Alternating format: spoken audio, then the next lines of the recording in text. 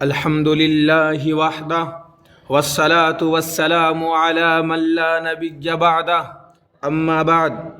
أعوذ بالله من الشيطان الرجيم بسم الله الرحمن الرحيم لقد كان لكم في رسول الله أسوة حسنة وقال الله تبارك وتعالى في مقام آخر النبي أولى بالمؤمنين من أنفسهم وأزواجهم صدق اللہ العظیم۔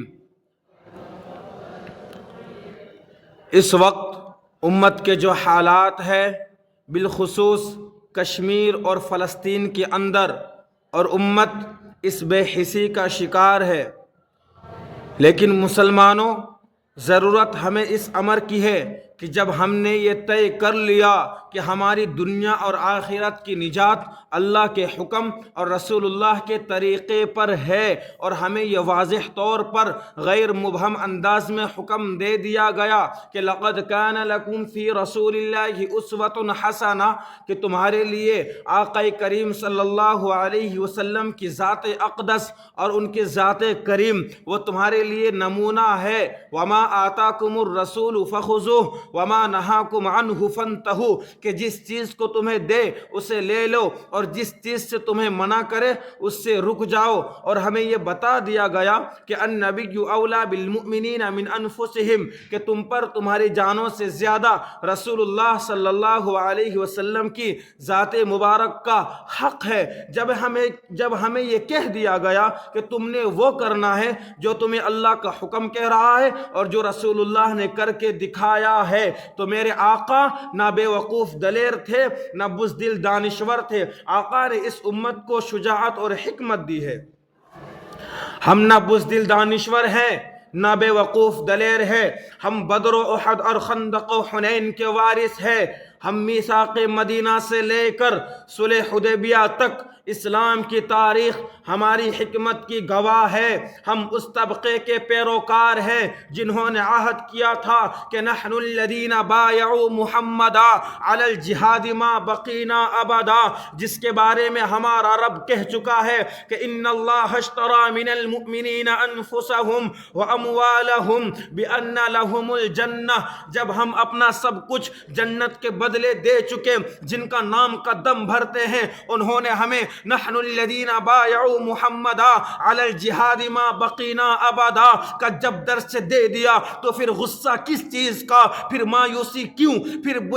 بے وقوفی کیوں، پھر بزدلی کیوں؟ ابھی تو ضرورت ہے بدر و احد کی شجاعت کی، ابھی تو ضرورت ہے میثاق مدینہ اور صلح حدیبیہ کی حکمت کی۔ اور انشاءاللہ ہم تمہیں بتا دیں کہ میدان علم ہو یا میدان عمل ہو یا تزکیہ نفس ہو یا دعوت و تبلیغ ہو یا جہاد فی سبیل اللہ ہو یا میدان سیاست میں ہو، ہم تمہیں انشاءاللہ علمی طریق سے بھی ماریں گے اور ہمارا لہو بھی تمہیں انشاءاللہ غرق کر کے رہے گا۔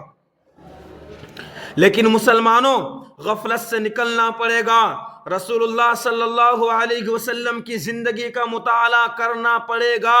برائے معلومات نہیں برائے عمل۔ ہمارے لیے معیار وہی ہے بس، ہمیں اس سے کوئی غرض نہیں کہ ہماری کوئی مدح کرتا ہے یا مذمت کرتا ہے۔ ہم سود و غیا سے آگے جا چکے ہیں،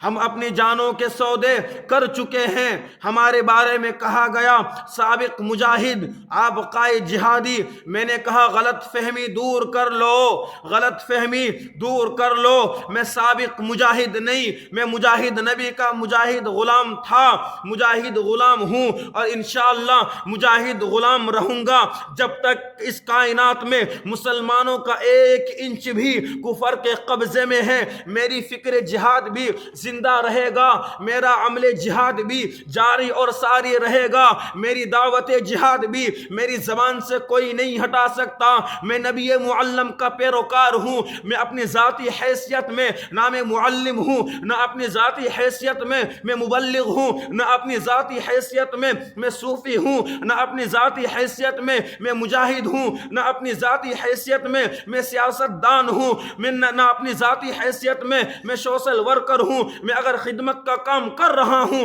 تو اس لیے کہ میرے سامنے صحابہ ہیں جن کی شان یوں بیان کی گئی کہ والذین یبصرون علی انفسہم ولو کان بہم خصاصہ، اگر میں مجاہد ہوں تو کتب علیکم القتال کے فریضے کی وجہ سے، اور اگر میں پڑھ رہا ہوں یا پڑھا رہا ہوں، میں علم کا پیاسا ہوں یا علم کا پیاس بجھا رہا ہوں، تو اس لیے کہ اقرأ باسم ربک الذی خلق یہ میری نبی کی وحی ہے۔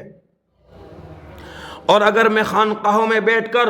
اللہ اللہ کرتا ہوں تو اس لیے نہیں کہ یہ میری کوئی رسم ہے، یہ اس لیے ہے کہ وَيُزَكِّيهِمْ کا جو میرے آقا کو فریضہ ملا تھا کہ نفس کی اخلاقی رذائل اس نفس سے دور ہو جائے، مجھے اللہ کی ایسی محبت اور استغراق حاصل ہو کہ پھر میرا انک انک اور رواں رواں پکارے کہ لا نخاف الا اللہ۔